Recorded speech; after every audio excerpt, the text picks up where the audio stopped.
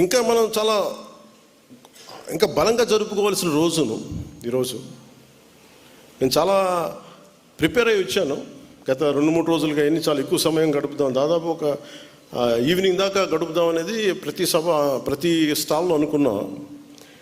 అలా మీ అందరితో ఎక్కువ సమయం గడుపుదామని, ప్రత్యేకంగానే ఉందామని. కానీ దురదృష్టం, మొన్న కశ్మీర్లో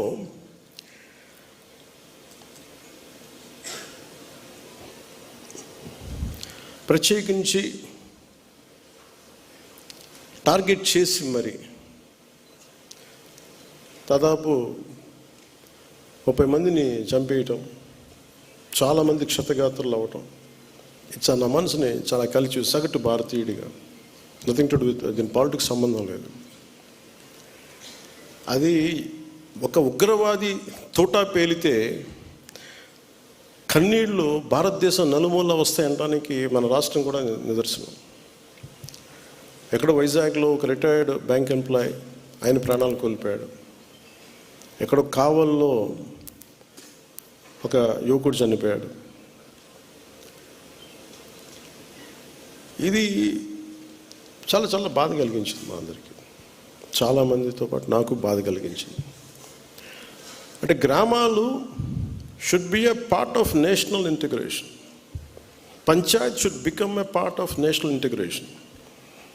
కశ్మీర్లో కావచ్చు, ఇంకో చోట కావచ్చు, ఎలాంటి జరిగినా గ్రామాల్లో ఉండేవాళ్ళు మాకెందుకు, మా సంబంధం లేదనుకుంటారు.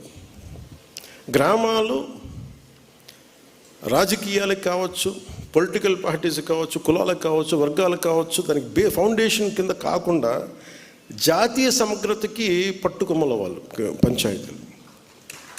అంటే ఇది మీకు ఎక్కడ ఏమైనా, ఎందుకంటే ప్రతి గ్రామం నుంచి ఎక్కడో చోట వస్తారు. ఎక్కడో శ్రీకాకుళంలో అత్యధికంగా ఉన్న ఒక పంచాయతీ నుంచిలో అత్యధికంగా సోల్జర్స్ వెళ్తారు అక్కడి నుంచి, ఒక పంచాయతీ నుంచి ప్రత్యేకించి. సో పంచాయతీలని ఎలా బలోపేతం చేయాలని ఒక ఉద్దేశంలో మొన్న ఆ సంఘటన జరిగిన తర్వాత దాని గురించి చాలా ఆలోచిస్తూ ఉంటే నాకు ఒకటే అనిపించింది. ఒక రాజకీయ నాయకుడు ఊరు లేదు, పేరు లేదు, ఉండదు, వాళ్ళ కుటుంబానికి తెలియచ్చు, కానీ ఆయన విగ్రహాలు పెట్టేస్తారు. ఏదన్నా విగ్రహాలు పోతే గోల్ చేసేస్తారు. కానీ ఏ దేశం అయితే మనకు ఆధారం ఇచ్చిందో, ఏ దేశం అయితే నీకు భారతీయుడని ఉనికిచ్చిందో, ఆ భారతదేశాన్ని స్మరించుకునే ఒక ఏ చిహ్నం లేదు, ఎలాంటి చిహ్నం ఉండదు, గుర్తుండదు. అందుకని నేను ఈరోజు నా ప్రతిపాదన ఉన్నతాధికారులందరికీ, శశిభూషణ్ గారికి కానీ, ఇక్కడున్న కమిషనర్ గారికి కానీ, అందరికీ అందరికీ ప్రతి పంచాయతీలో జాతీయ సమగ్రత ప్రాంగణం అనేది చాలా చాలా అవసరం. దాంట్లో జాతీయ సమగ్రత స్తూపం,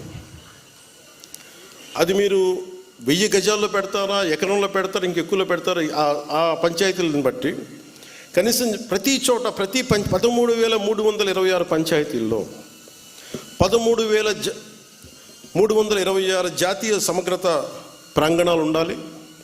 13,326 జాతీయ సమగ్రత స్తూపాలు ఉండాలి. ఇది దయచేసి దీన్ని ఎలా తీసుకెళ్తాం, దీనికి కావాలంటే నేను క్యాబినెట్లో కూర్చొని గౌరవ ముఖ్యమంత్రి చంద్రబాబు నాయుడు గారితో మాట్లాడి, అవసరమైతే కేంద్ర ప్రభుత్వంతో మాట్లాడి, ఇది చాలా చాలా అవసరం. ఇప్పుడున్న పరిస్థితుల్లో, ఉగ్రవాదం పెట్రేగి పెరిగిపోతున్న పరిస్థితుల్లో గ్రామాల నుంచి బలమైన వ్యక్తులు ఉంటేనే, దేశ వికాసానికి బలపడే వ్యక్తుల సమూహం ఉంటేనే గ్రామాల్లోనే మన దేశానికి ఏదైనా చేయగలం, తద్వారా మనం లాభపడగలం. మనకి ఉనికినిచ్చిన మన దేశం తాలూకు మనం భాగస్వాములు కాకపోతే, ఇది నాకు సంబంధం లేదు, నా కులం కాదు, నా పార్టీ కాదు, మా ఏరియా కాదు అనుకుంటే అలా కుదరదు. అందుకని దీనిని సమగ్రతని పెంచే, జాతీయ సమగ్రతని పెంచే ఈ జాతీయ సమగ్రత ప్రాంగణాలకి దయచేసి మీరు ఒక ప్రణాళిక తీసుకెళ్ళవలసిందిగా మనస్ఫూర్తిగా నేను మీ అందరికీ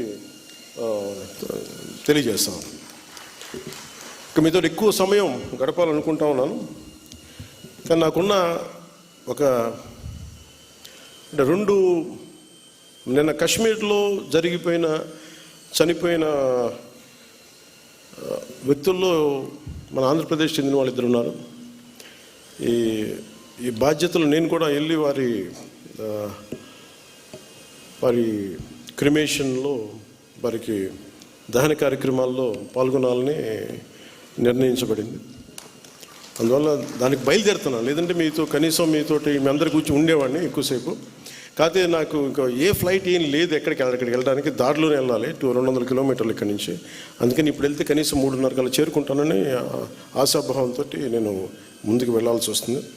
అలాగే వైజాగ్లో ఎవరైతే చంపబడ్డారో ఉగ్రవాదుల దాడిలో వారి క్రిమేషన్ కూడా వెళ్ళాలని నిర్ణయించడం అయింది. అందువల్ల ఈ రెండింటికి వెళ్ళాల్సింది కాబట్టి నాకు సెలవు ఇప్పించవలసిందిగా మీ అందరికీ మనస్ఫూర్తిగా